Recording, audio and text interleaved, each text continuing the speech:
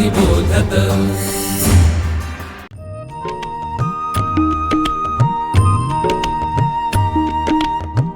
विवेकी अक्षर विवेकी लेखन सुश्राव्य वाचन श्रवणार्थ चरित्रे संस्कारी धीरवीर गाथा रम्य बालकथा अनुभवा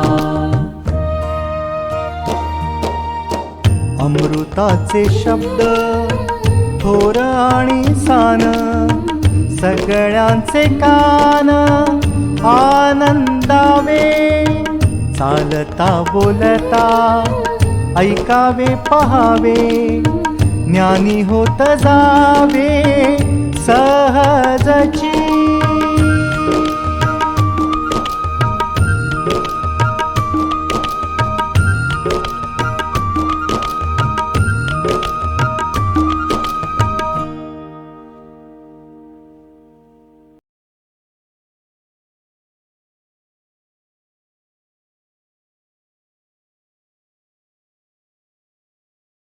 स्वामीजींच्या जीवनातील युवक असावा तरी कसा?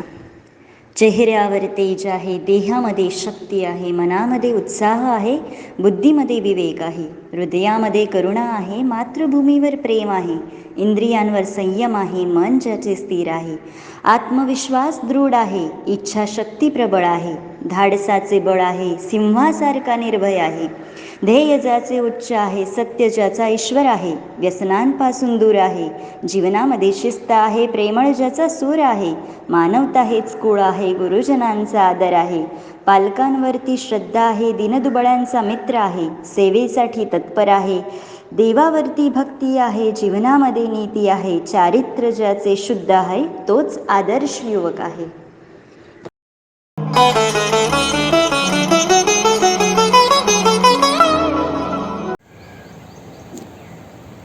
नमस्कार।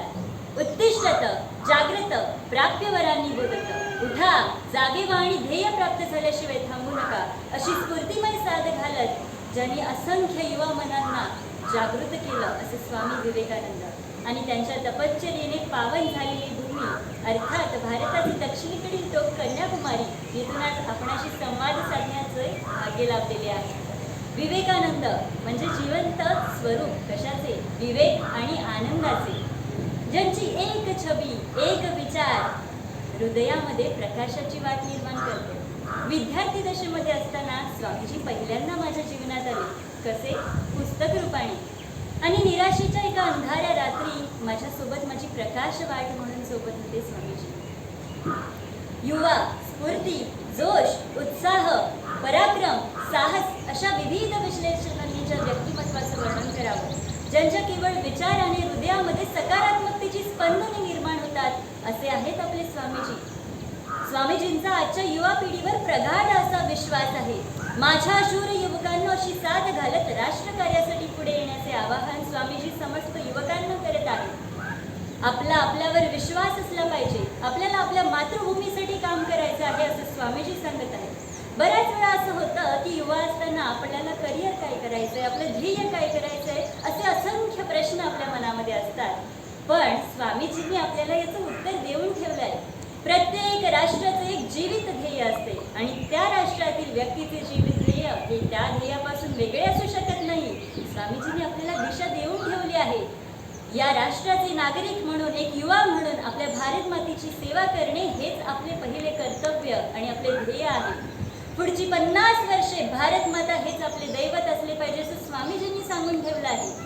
ये धडकने ये श्वास हो पुण्यभूमि के लिए, मातृभूमि के लिए, ये धड़कने ये श्वास हो पुण्यभूमि के लिए, मातृभूमि के लिए।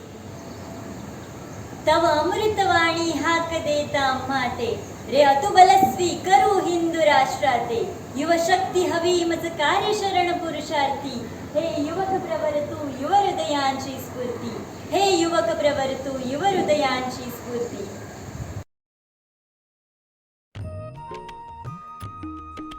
विवेकानंद केंद्र मराठी प्रकाशन विभाग म्हणजेच MPRV गेली 35 वर्षे संस्कारक्षम आणि राष्ट्रजागरणपर पुस्तकांच्या प्रकाशन व्यवसायात 135 हून अधिक पुस्तके, 10 लाखांहून अधिक प्रतींची एकूण विक्री, कार्यकर्त्यांना उपयोगी पडेल अशा माहितीची विवेकशलाका आणि केंद्राच्या देशभरातील कार्याचा परिचय करून देणारी कार्यदर्शिका.